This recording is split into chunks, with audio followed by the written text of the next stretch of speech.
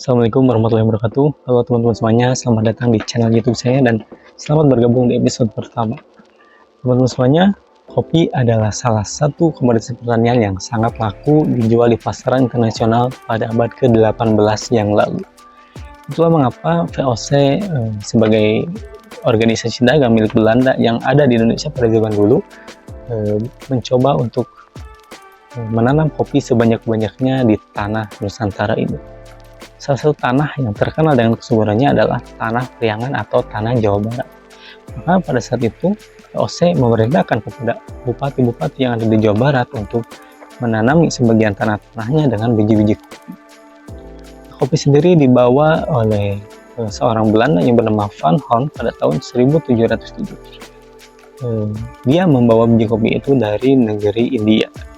Kemudian pada tahun itu Van Horn melakukan percobaan pertama dengan mencoba menanami daerah-daerah pesisir seperti Batavia dan Cirebon dengan tanaman-tanaman kopi itu.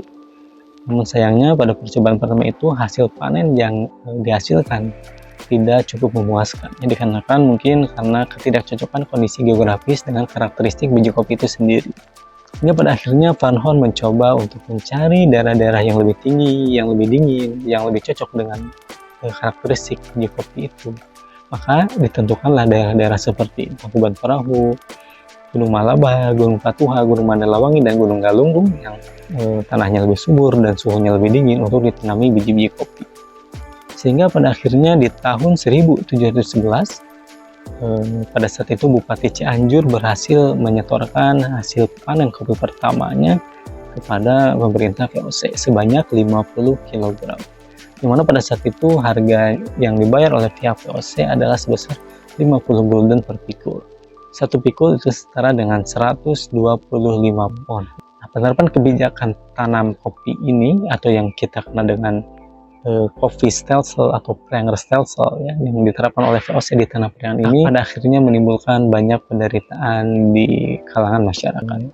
Pada saat itu para petani terpaksa harus menuruti titah dari para bupati untuk mengalihfungsikan tanaman ladang-ladangnya, untuk mengalihfungsikan tanaman-tanamannya yang awalnya kebanyakan mereka menanam padi. Kemudian dikarenakan ada perintah dari bupati, mereka akhirnya mengkonversikan tanaman padi itu kepada tanaman kopi.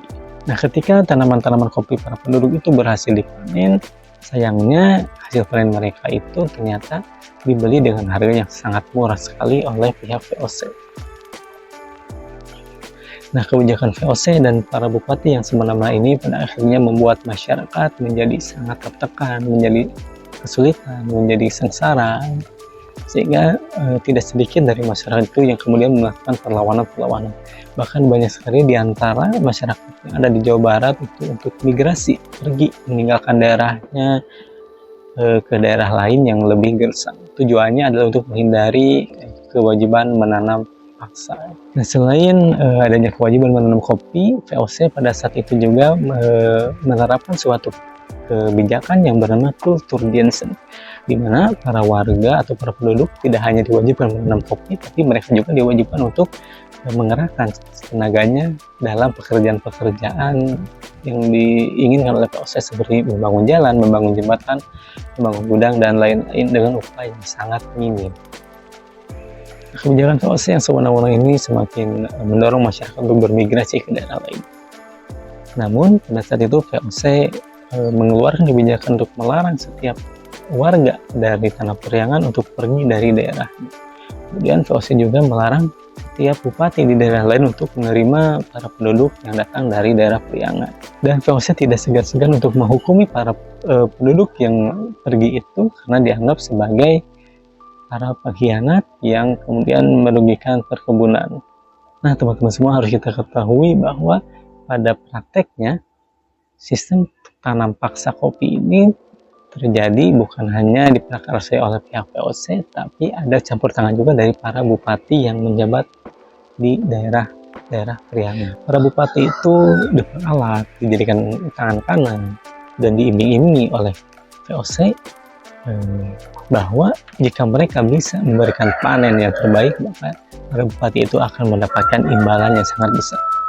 Maka para bupati akhirnya menekan masyarakat yang ada di wilayahnya untuk menjalankan setiap kebijakan yang dicetuskan oleh VOC.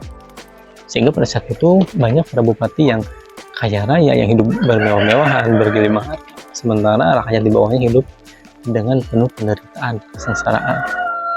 Sehingga disparitas yang terjadi di zaman dahulu di Tanah Priangan sangatlah tinggi, di mana para pejabat hidup dengan sangat mewah, sementara rakyatnya bahkan untuk makan saja sulit ya. Banyak sekali rakyat Jawa Barat yang mengalami kelaparan pada saat itu dikarenakan terjadinya kelangkaan padi yang sangat masif. Nah, sistem tanam paksa ini kemudian terus dilakukan sampai pada tahun 1763. Banyak para pedagang-pedagang Cina yang kemudian berusaha untuk ikut terlibat dalam perdagangan kopi. Nah, pada tahun ini VOC merasa pedagang-pedagang Cina itu menjadi saingan yang cukup mengkhawatirkan buat mereka. Para pedagang-pedagang Cina ini mereka mau untuk membayar kopi dari para petani dengan harga yang lebih mahal daripada harga yang diberikan oleh VOC. Sehingga banyak para petani yang kemudian lebih suka menjual kopi-kopinya kepada pedagang Cina daripada kepada pihak VOC. Namun pada saat itu VOC kemudian mengeluarkan kebijakan lagi untuk melarang setiap penduduk menjual hasil kopinya kepada pedagang. VOC ingin sekali memonopoli penjualan kopi demi keuntungan yang lebih besar. Namun meskipun pelarangan itu sudah dilakukan, banyak sekali para petani yang secara ilegal terus melakukan kontak dengan para pedagang Cina dan masih saja berusaha menjual produknya kepada para pedagang Cina itu. Kemudian pada tahun 1799 persekutuan dagang terbesar pada zamannya ini atau VOC ini akhirnya bubar sendiri dikarenakan banyak dari para pegawainya yang melakukan tindakan korupsi. Sehingga pada saat itu setelah VOC bubar, kekuasaan di Indonesia diambil alih oleh pemerintah Hindia Belanda dengan menunjuk seorang gubernur jenderal yang bernama Dirk van Hogendorp. Nah, orang ini berkuasa dari tahun 1799 sampai 1808. Hogendorp masih melanjutkan kebijakan tanam paksa kopi ini, hingga pada akhirnya kekuasaannya digantikan oleh seorang gubernur jenderal yang terkenal yang bernama Daendels. Daendels berkuasa di Indonesia dari tahun 1808 sampai 1811. Nah, Daendels masih berusaha melanjutkan program tanam paksa kopi ini.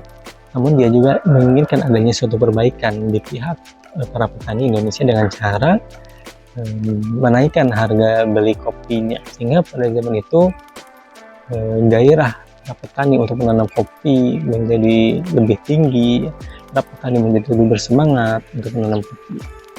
Sampai pada akhirnya hasil panen yang awalnya hanya 120.000 kemudian meningkat menjadi 180.000 pikul. Nah, pada zaman Daendels ini juga dibangunlah sebuah jalan utama yang menghubungkan titik paling barat di Pulau Jawa dengan titik paling timur di Pulau Jawa, yaitu Anyer sampai Panarukan sejauh atau sepanjang kurang lebih 1000 km. Jalan ini sendiri kita kenal sebagai Jalan Raya Pos.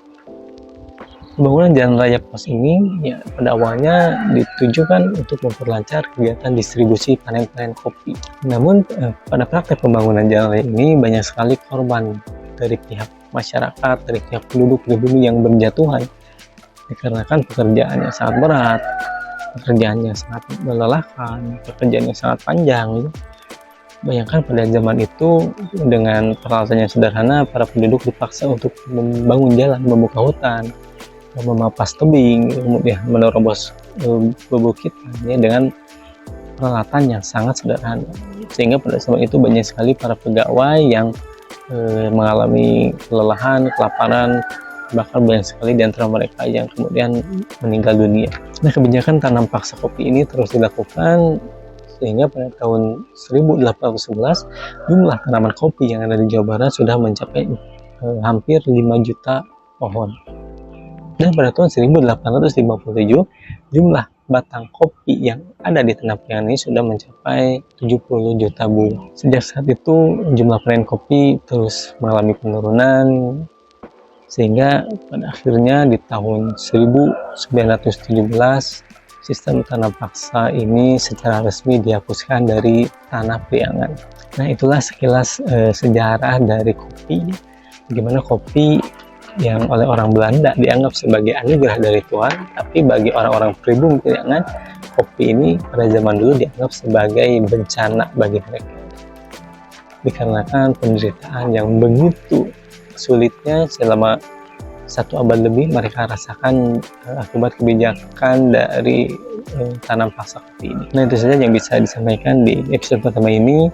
Terima kasih yang sudah mendengarkan. Semoga kita semua tetap cinta kepada sejarah dan tidak melupakan sejarah. Assalamualaikum warahmatullahi wabarakatuh.